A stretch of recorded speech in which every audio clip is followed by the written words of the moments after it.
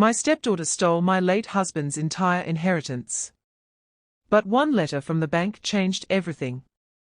If someone had told me that the little girl I helped raise would one day steal everything my husband left behind, I would have laughed.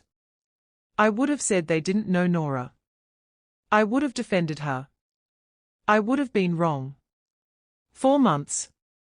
I believed she'd won. Until one ordinary envelope from the bank revealed a secret my husband had protected for years. My name is Evelyn. I'm 53 years old. 6 months ago, I buried the love of my life.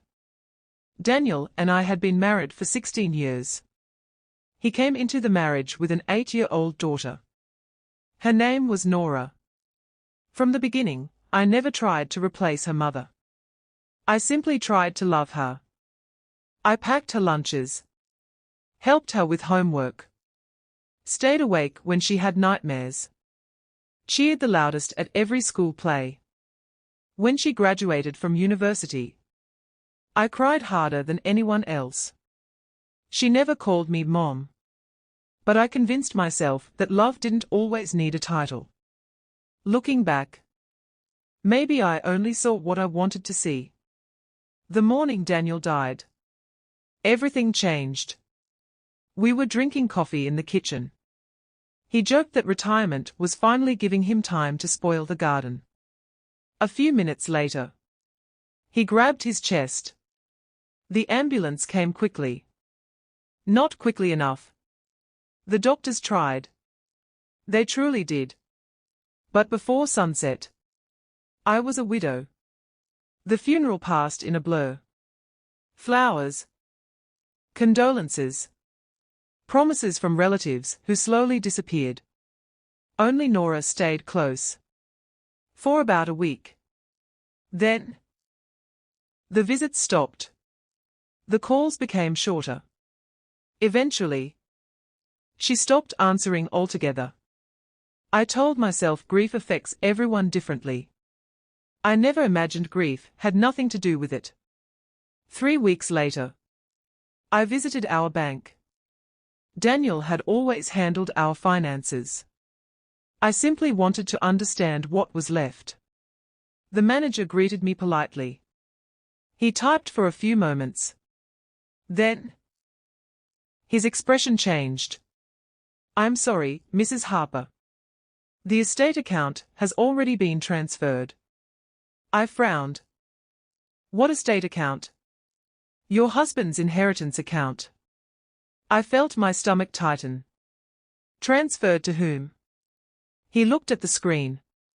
Then quietly answered. "Miss Nora Harper." I laughed. Not because it was funny. Because it couldn't possibly be true. There must be a mistake. I'm afraid there isn't. Every document appeared legitimate. Every signature had been verified. Every approval had been processed. According to the bank, everything now belonged to Nora. I called her before I even reached my car. She answered immediately. "Nora, the bank says you transferred your father's money." So? That's all you have to say? Dad wanted me to have it. What about me? You'll survive. I was his wife. There was a pause. Then she said something I'll never forget. "You were never my family." The line went dead. I stood in the parking lot, unable to breathe. 16 years. Gone? With one sentence. The weeks that followed nearly destroyed me. Bills continued arriving. The mortgage still had to be paid. Insurance. Electricity. Groceries. I began selling jewelry just to stay afloat. Meanwhile, Nora's social media exploded. Luxury handbags. Beach resorts. Fine dining. A bright red sports car. Every photo carried another smiling caption. New beginnings. Living my dream. Blessed. People congratulated her.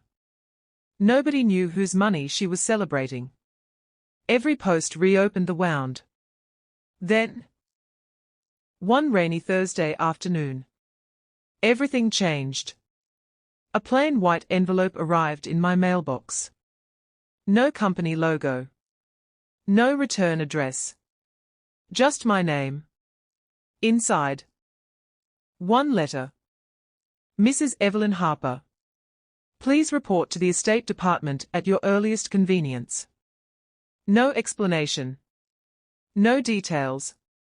Just one request. Part of me wanted to ignore it. Another part couldn't. The following morning, I returned to the bank. The same manager met me in the lobby. This time, he didn't smile.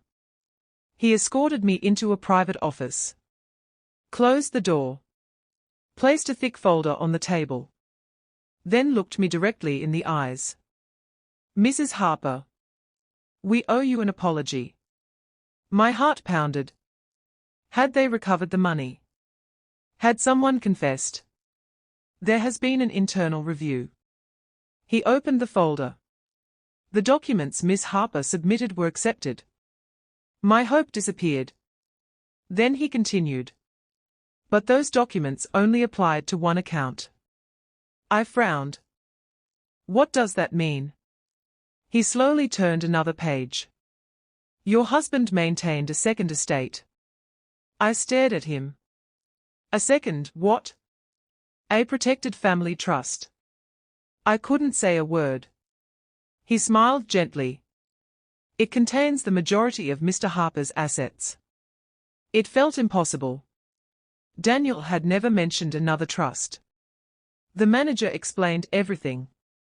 Years earlier, Daniel had met privately with an estate attorney. He worried that money might someday divide the family. So he created two separate plans. The first account contained enough money to tempt someone. The second contained everything that truly mattered. The trust could only be revealed after 6 months. Or immediately, if anyone attempted to claim the first account unfairly. My husband had planned for betrayal. He had hoped he would never be proven right. The manager handed me another envelope. This was left with the trust. My hands trembled. I recognized Daniel's handwriting immediately. My dearest Evelyn, if you're reading this, then life has unfolded exactly as I feared. Someone chose money over love. If that person is Nora, please remember this. Greed isn't born overnight.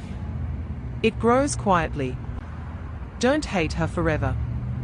But don't sacrifice yourself trying to save someone who refuses to choose honesty. The account she claimed was never your future. It was a test.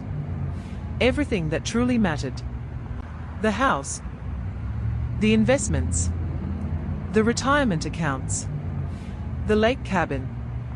Our savings. They belong to you. Thank you for giving me the happiest years of my life. Live well. Love again if your heart allows it. And never apologize for protecting yourself. Forever yours, Daniel. By the time I reached the end, I was crying too hard to read.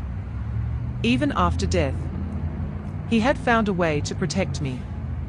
Over the next week, the trust officially transferred into my name.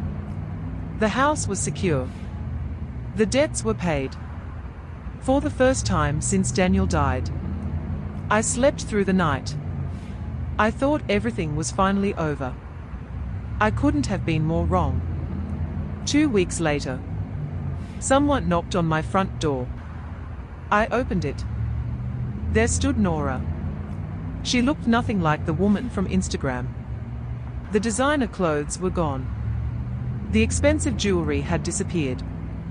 Her eyes were swollen from crying. I need your help. I stayed where I was. What happened? The bank froze everything. Apparently, the investigation into the first account hadn't ended. Auditors discovered several inconsistencies in the paperwork she submitted. Because she'd already spent much of the money, every transaction was now being reviewed. The sports car had been repossessed. Luxury purchases were seized. Creditors demanded immediate payment. She had gone from wealthy to drowning in debt. "I didn't know there was another trust," she whispered. "I know. I'm sorry." It was the first genuine apology I'd heard. But apologies don't erase choices. "I'm your daughter." I looked at her quietly, then answered, "No. You decided otherwise the day you told me I wasn't your family." She began crying. "I made a terrible mistake." "No. You made several." Silence filled the porch. Finally she whispered, "I've lost everything." I shook my head. "No. You lost money. You lost trust. Those are very different things." I gave her the number of an attorney. Nothing else. She walked away. I watched until she disappeared down the street. Part of me wanted to run after her. Another part remembered every ignored phone call, every cruel word, every smiling vacation photo posted while I couldn't afford groceries. Some lessons cannot be borrowed.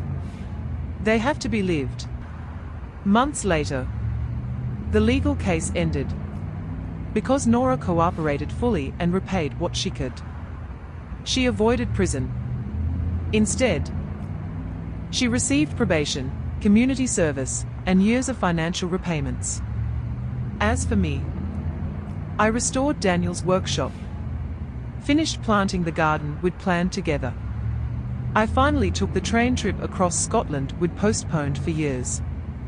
Little by little, life stopped feeling like survival and started feeling like living again. The following Christmas, a small package appeared on my doorstep. Inside, a handmade wooden picture frame. It held a photograph of Daniel, Nora, and me, decorating our very first Christmas tree. On the back, only one sentence: "I can't undo what I did, but thank you for loving me when you never had to." I cried for a long time. Not because everything had been repaired. Some scars never disappear. But because accountability had finally replaced entitlement. People often ask if I ever forgave Nora. The truth is, forgiveness isn't forgetting. It's choosing not to let someone else's worst decision become the rest of your life. Daniel left me a house. He left me security. He left me peace. But his greatest gift wasn't hidden inside a bank account. It was the final lesson he left behind. Money can change hands overnight. Character never hides forever. And sooner or later, the truth always finds its way home.